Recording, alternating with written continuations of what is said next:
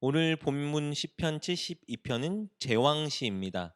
왕의 올바른 통치와 평안을 기원하며 왕이 성취해야 할 이상을 다루고 있습니다. 이것은 이스라엘의 새롭게 기름 부음 받는 왕을 위해 불려지는 노래였습니다. 그래서 본 시편은 왕에 대한 중보 기도가 주를 이루고 있는데요. 그렇다면 시편 저자는 왕을 위해 하나님께 무엇을 간구하는지 본문 내용을 통해 살펴보도록 하겠습니다. 시편 저자는요, 첫째, 왕에게 하나님의 판단력과 공의를 달라고 간구합니다. 1절, 2절 말씀입니다.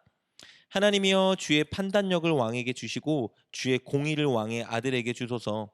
그가 주의 백성을 공의로 재판하며 주의 가난한 자를 정의로 재판하리니. 하나님의 판단력이 왕에게 필요한 이유는 왕은 보이지 않는 하나님을 대신하여 백성들을 대리 통치하는 자이기 때문입니다.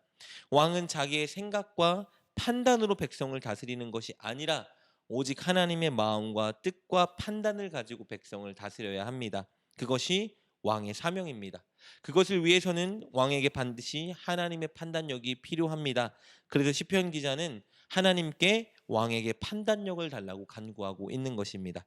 그리고 왕이 백성들의 일에 대해 판결을 내릴 때 뇌물이나 자기 이익 때문에 치우치지 않고 정직하고 공평하게 판단을 내려야 하기 때문에 하나님께 공의의 마음을 달라고 간구하고 있습니다.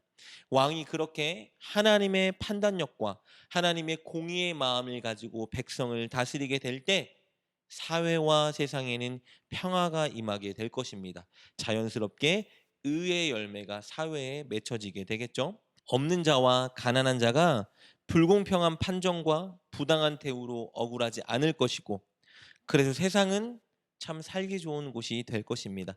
그래서 시편 기자는 그때를 바라보며 이렇게 찬양합니다. 3절 4절입니다. 의로 말미암아 산들이 백성에게 평강을 주며 작은 산들도 그리하리로다. 그가 가난한 백성의 억울함을 풀어주며 궁핍한 자의 자손을 구원하며 압박하는 자를 꺾으리로다. 그리고 왕이 그렇게 하나님의 판단력과 공의로 세상을 통치할 때 하나님의 말씀대로 정직하고 공의롭고 자비롭게 사는 의인들은 흥왕하게 될 것이고 사회에는 그로 인해 평강이 풍성하게 맺혀질 것입니다. 7절 말씀입니다. 그의 날에 의인이 흥왕하여 평강의 풍성함이 달이 닿을 때까지 이르리로다. 그래서 시편 저자는요, 이렇게 왕에게 하나님의 판단력과 공의를 반드시 달라고 간구하고 있는 것입니다. 그리고 이어서 시편 저자가 왕을 위해 하나님께 간구하는 두 번째 기도는 왕에게 약한 자를 불쌍히 여기는 자비로운 마음을 달라는 것입니다. 우리 12절부터 14절까지 말씀입니다. 그는 궁핍한 자가 부르짖을 때에 건지며 도움이 없는 가난한 자도 건지며 그는 가난한 자와 궁핍한 자를 불쌍히 여기며 궁핍한 자의 생명을 구원하며 그들의 생명을 압박과 강포에서 구원하리니 그들의 피가 그의 눈 앞에서 존귀히 여김을 받으리로다. 여러분, 하나님은 자비롭고 은혜로운 분이십니다. 특히 약한 자들을 불쌍히 여기시죠. 그래서 이스라엘에게 준 하나님의 율법에는 늘 가난하고 약한 고아, 과부, 나그네를 돌보고 선대하라는 명령이 포함되어 있습니다. 시편 저자는 왕이 하나님의 그 자비롭고 은혜로운 마음을 갖게 해달라고 하나님께 간구합니다. 왕은 백성을 돌보되 특히 그 중에 가난한 자들, 불쌍한 자들을 아비처럼 도와야 합니다. 그래서 시편 기자는 왕이 궁핍하고 가난한 자들을 불쌍히 여기고 그들이 도움을 구할 때 그들을 돕고 구원해 주는 자가 되게 해달라고 간구합니다. 그들이 억울한 일을 당하지 않도록 그들을 보호하는 자가 되게 해달라고 간구하고 있습니다. 그리고 이어서 끝으로 시편 기자가 왕을 위해 하나님께 간구하는 세 번째 기도는요, 왕의 통치가 세계에 미치게 해달라는 간구입니다. 우리 8절부터 11절까지 말씀입니다. 그가 바다에서부터 바다까지와 강에서부터 땅끝까지 다스리리니 광야에 사는 자는 그 앞에 굽히며 그의 원수들은 티끌을 핥을 것이요 다시스와 섬의 왕들이 조공을 바치며 스바와 시바 왕들이 예물을 드리리로다. 모든 왕이 그의 앞에 부복하며 모든 민족이 다 그를 섬기리로다. 시편 기자는 여호와께서 세우신 이스라엘 왕이 정의와 공의와 자비로 세상을 통치하게 해달라고 간구하고 있습니다. 기자가 이렇게 왕이 열방을 통치하게 해달라고 간구하는 이유는요, 열방이 복을 받기 원하기 때문입니다. 열방이 이스라엘 왕을 통해서 그들도 하나님을 알고 그들도 정의와 공의와 자비로 통치받는 곳이 되어서 모든 곳에 평화가 임하길 간절히 원하는 마음 때문에 하나님의 통치를 받는 이스라엘 왕이 온 세상을 통치하길 간절히 간구하고 있는 것입니다. 그럴 때 하나님의 복과 평강이 모든 곳에 넘쳐나게 될 것입니다. 우리 16절부터 19절까지 말씀입니다. 산 꼭대기의 땅에도 곡식이 풍성하고 그것의 열매가 레바논같이 흔들리며 성에 있는 자가 땅의 풀같이 왕성하리로다. 그의 이름이 영구하며 그의 이름이 해와 같이 장구하리로다.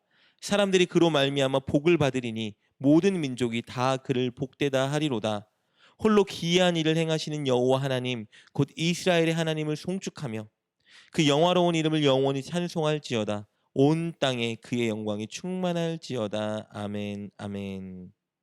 이렇게 시편 저자는 새롭게 세워지는 이스라엘 왕을 위해서 하나님께 간구했습니다.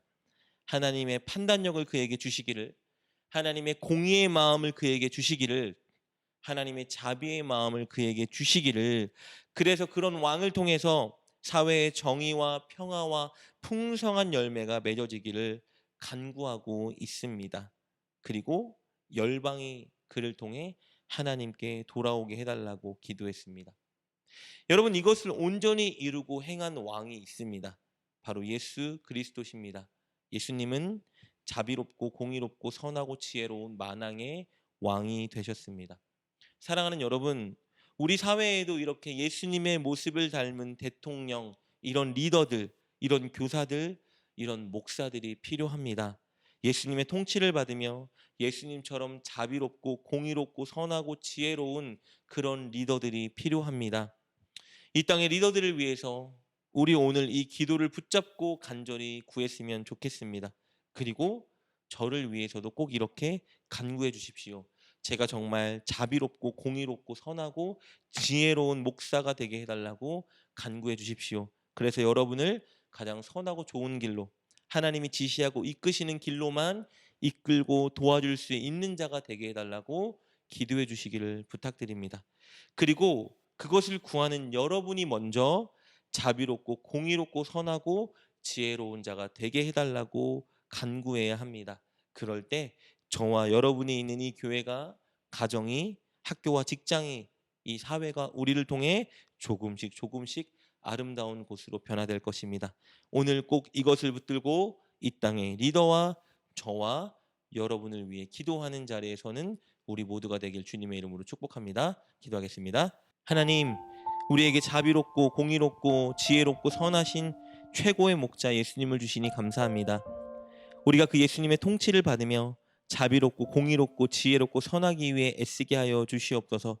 그리고 예수님을 닮은 지도자, 리더, 목회자들을 세워주셔서 이 사회가 평화롭고 행복하고 아름다운 곳이 되게 하여 주옵소서. 예수님의 이름으로 기도드립니다. 아멘.